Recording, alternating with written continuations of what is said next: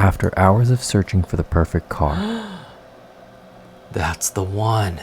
it finally happens. Only to have the sinking feeling of, I'm not that confident when it comes to negotiating for cars. Well, don't worry, because you're not alone. And in today's video, we're gonna go over the tips and examples that you need in order to give you the skill set and confidence to negotiate for the BMW that you want at the price you deserve. Let's get into the video.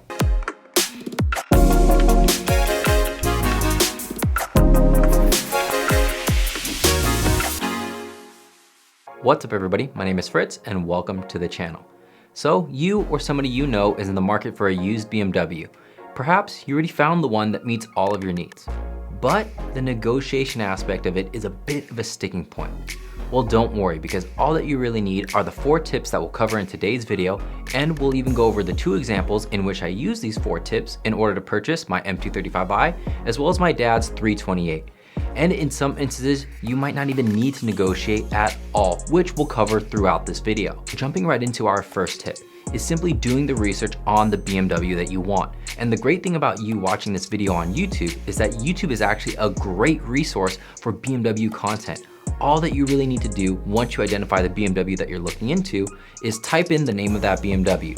And then afterwards, you can type in problems or issues, and then you will be bombarded with a countless number of videos describing all of the individual issues of that specific BMW, how to address them, the cost behind them, and if it's worth it to buy a car that hasn't resolved these issues before you go ahead and try to tackle it yourself. And if you want to take in even a deeper dive than that, you can go ahead and jump on forums such as Bimmer Post, where they have a thread for every BMW ranging from the 1s to the Zs, and you can go into all the technical aspects of your specific BMW. Now, tip number 2 is gonna come right after you find the BMW that meets all of your needs and it's sitting at a specific dealer. Do some research on that dealer. If you're picking up your car from somewhere like CarMax, Carvana, or Shift, they don't really negotiate, but perhaps when you take delivery of the car or just before you pay for the car, do the inspections as instructed by forums and the YouTube videos and ask them, hey, this part here wasn't fixed. This part over here is showing some signs and wear. Was this factored into the overall price of the car? And maybe they'll come back to you with a lower price, or they'll say, hey, you know what? If you purchase the car, take it to one of our service centers, we'll cover the cost. Maybe that's worth your while. But in other cases in which you actually have a traditional dealer, whether it be a big one or a small one, you definitely have room on the negotiating floor when it comes to price. Because these dealers are gonna try to make money on you at 3 levels: the value of your trade-in, the value of the new car, as well as how much you are going to finance for your new car. And just as a side note, I wouldn't recommend trading in your old car, because all that you really need to do is wash it, take a few good pics, even on your cell phone, and then post it. You're always gonna get more money by private selling your car. It might take a little bit more time and a little bit more effort as well, but it also removes one leg of leverage that the dealership has on you. Tip number 2 really falls into reviews of that specific dealership. Is there a certain person that you wanna gravitate towards? Is there somebody that you definitely wanna stay away from? And then read the reviews, because a specific dealer might be more inclined to lower the price of the car, might give you a better deal on your trade-in, might give you a better deal on the loan, or might require less money down. Depending on your situation, the way a specific dealership conducts their business might be better for you. So make sure to read in depth all the reviews. That way you know who to go to and how this dealership operates. Tip number 3 is probably the most important here, and it's comprised of 2 things. One is having enough money on hand for that down payment, or enough money to buy the car outright, as well as having a good enough credit score that you don't necessarily have to rely on the dealer to get a loan. You can get a loan anywhere because your credit score is so good.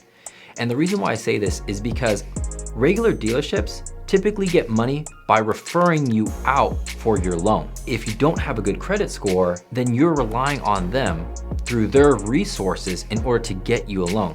And they're probably going to send you to a place where the interest rate is high, but also that they're gonna get the biggest referral commission. Now, this isn't necessarily a bad thing and can work in your favor, as it did for me in both of the examples that we're gonna lay out later on. Having a good credit score and enough money on hand is only gonna work in your favor. And tip number 4 is a simple one. Let your budget guide you. If the dealership isn't willing to work with you, to come down to a price that's within your range that you can afford, simply walk away. The two examples that I'm gonna go over today are hardly the first BMWs that I ever dealt with. Buying a used car should only be one aspect of your life, not consuming all the other aspects, because perhaps you're working to pay off some student loan debts, credit card debts, perhaps you're saving up for a house. But if you have a car that is well over your budget, how is it gonna affect these other things? So just be conscious of your budget. If they're not willing to come down, just walk away. You never know. Maybe that car ends up sitting on the lot for a while. Maybe somebody test drives it and breaks something on the car, and then they have to fix it, and then they don't want to deal with it anymore. They have your offer there standing just in case anything happens. And then you come up on a really good deal. Sometimes patience really does pay off. Now, the two examples that we're gonna go over deal with one traditional dealership, which is my dad's 328, and then my M235i, the F22, is more of a CarMax virtual type of dealership. Jumping right into the first example that we have, which is my M235i. I purchased this from a dealership called Auto Savvy, formerly known as AutoSource. And you can think of them as the salvage car dealership version of CarMax. They don't really negotiate, and they give you a 3-month warranty because they understand the skepticism that people typically have with salvaged cars. And depending on how the car acquired the salvage title, they remedy all of those issues, test the car, and make sure that it's good to go before it even hits the lot. But getting into the specifics of how I negotiated for my car. At the time, the G37 didn't really live up to the expectations of an upgrade from my E36 M3. I was definitely in the market, but really with only $20,000. At the time, the M235i was listed for just under $19,600, not including taxes and dealership fees. I would have to also ship the car, and that would be well over my $20,000 budget. I made an offer at $19,000. They said that there's no way that they could accept it, and they have a couple people coming in to check out the car. Fortunately for me, the dealership called me back and said, you know what, those people didn't pan out, let's talk. They offered $19,700 out the door. And considering that shipping the car from Utah to California is $500, I'm still over budget for the car. And so I deployed what ends up now being my favorite tactic out of all, and that is asking them if they're willing to lower the price for me, I'm willing to help them out with their commission. The people there at the time, they were a little bit confused. They asked, what exactly do I mean? It was at that point I informed them, hey, I'm involved with a sales-based job as well. For those of you who don't know, I'm a financial consultant. I help people save and grow their money.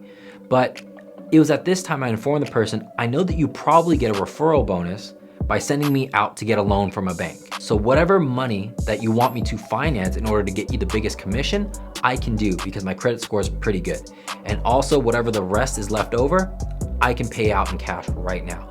So whatever it is for you to bring down the price as low as possible for me in order to get you the highest amount of commission, I would prefer to do. So after doing some number crunching on their end, they gave me a call back and said that we could do $19,300 out the door, and this is how we're gonna set up the payments. And this is gonna vary from dealership to dealership because they're all gonna have different relationships with different banks.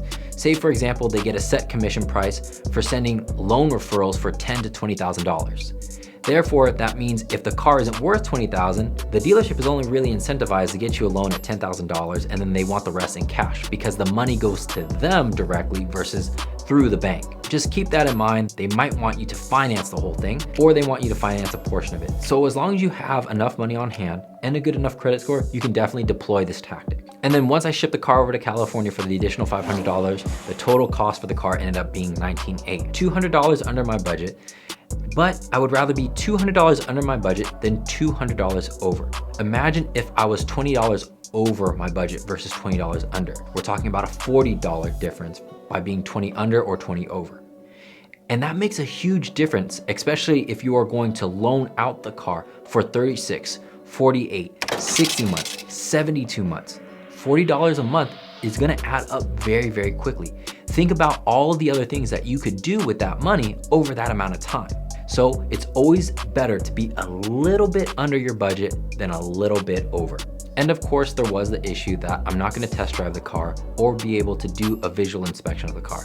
However, with the 3-month warranty, I was comfortable to make my purchase without test driving the car And I also snuck over to another dealership that had an M235i in a manual transmission to test drive the car just to make sure that I liked it. Going into example number 2, which is my dad's F30. Here we're dealing with more of a traditional dealership. Although it's a small one and independently owned, the tactics that I use are also going to apply to a bigger dealership as well. Here we're going to be able to test drive the car, inspect the car before we make any purchases whatsoever. The only issue with this dealership was that it was 2 hours away from me. And in this instance, I would say it's okay to start the negotiation over the phone because the car was listed at $17,000 and my budget at the time was $16,000 because of the market value of the car, and also factoring in that we are in a chip shortage. I understand that used cars are being sold at a premium. Not only that, but manual transmission cars are hard to find. I'm not sure if it's just a California thing, but it is terribly hard to find, especially with all the creature comforts that I wanted for my dad in order for him to be safe on the road. So I said, you know what? I'm willing to pay a premium for my dad. When I gave them a call, I asked them, is the price negotiable? If it is, I'm willing to come check out the car today. So they asked me how much I'm willing to make an offer on the car, in which I offered $15,500 out the door. They said there's no way that they could do $15,500 out the door, but $15,700. And $15,700 is really good. We are $1,300 down from asking, and we are definitely within my price range. So I said, I'll do $15,700 if there's nothing wrong with the car. But typically, there's always something wrong with a used car. However, once you get to the dealership, you don't want to talk numbers. Just do your visual inspection, do your test drive, and then based off of the information that you get off of those two things, enter negotiations one more final time. Let's use my car as an example. Go ahead and proceed to do your visual and physical inspection of the car before the test drive. Open up all the doors, the trunk, the hood. Run your hand and eyes over those trouble areas for this specific BMW that you're taking a look at. And then you'll be able to determine whether or not there's any premature wear with those parts or if it's been replaced. Go in and out of the car as if you're the driver as well as you're the passenger and take a good look all around the car. This is the point in time where you're gonna find little nitpicky things that are missing or wrong with the car. In the case of my dad's F30, little trims such as the ones that cover the hooks for the child seats as well as the locking pin were missing. The button that adjusts the front headrest was somehow missing. And the bigger areas of concern was that the trunk latch wasn't working, and after the first part of my test drive, I realized that there's a little bit of shaking coming from the engine bay. Lo and behold, the engine mounts were starting to go bad. And then as soon as you've done that, you have a list of things to keep in mind once you're done with the test drive and go back into the negotiating room. But the test drive is equally as important. So when you start the test drive, just make sure that you're out of eyesight and that they can't hear you either, because some of the exhaust systems from BMW come pretty loud, especially if you're in that Sport or Sport Plus mode. Also, it's not a bad idea to start your test drive under normal circumstances because you want the car to warm up a little bit before you really start to test drive the car and see what it can do. It's also going to give you a chance to get familiar with the layout of the car, the buttons, the features, even something as simple as, is there enough legroom in there? That's something that you're going to determine under normal driving circumstances.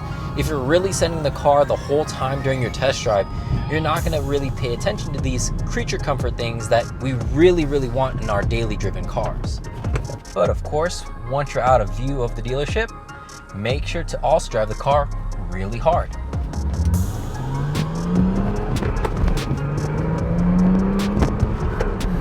Another thing that I would recommend that you do during your test drive is taking the car at really slow speeds and just drive it around in circles.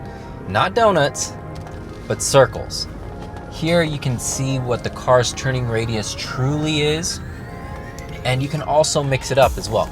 You know, turn it in one direction and then turn it in the other direction to figure out what the car's capabilities truly are.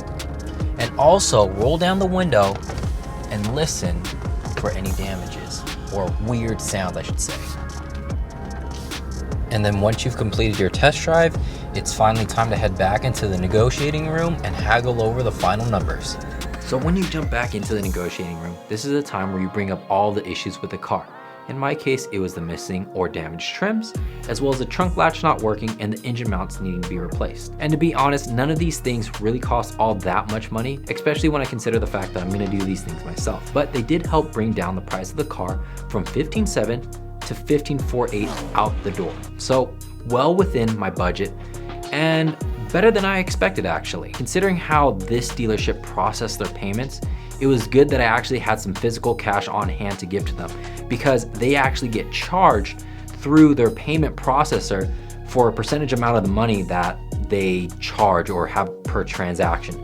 So having some cash on hand helped me offset some of those costs involved with the transaction fees. That's also what I mean by doing the research on the dealership. Some dealers are willing to absorb the cost of the transaction fees. Some of these smaller privately owned dealers aren't, and it's gonna be offloaded onto you. So if you have some cash on hand, or if you can run to the ATM and pull out some money, you're gonna be able to save a little bit on those transactional fees. And this is exactly how I used the 4 tips in order to get my M235i as well as my dad's F30. There were a ton of other cars that I tried to get, and it was just outside of my budget. The dealers weren't willing to work with me, they didn't like what I had to offer, and other people were willing to overpay for the car. And good for them, good for the dealer, but not good for me. I simply just walked away, and I continued to wait for the deal that was suitable for my needs. And if you guys have any additional questions, please leave it for me down in the comment section below. If you want to connect more, my contact information is going to be down in the description. And don't forget to leave a like and subscribe, and congratulations on getting your brand new, or brand new to you, but used BMW. And I'll see all of you guys in the next one.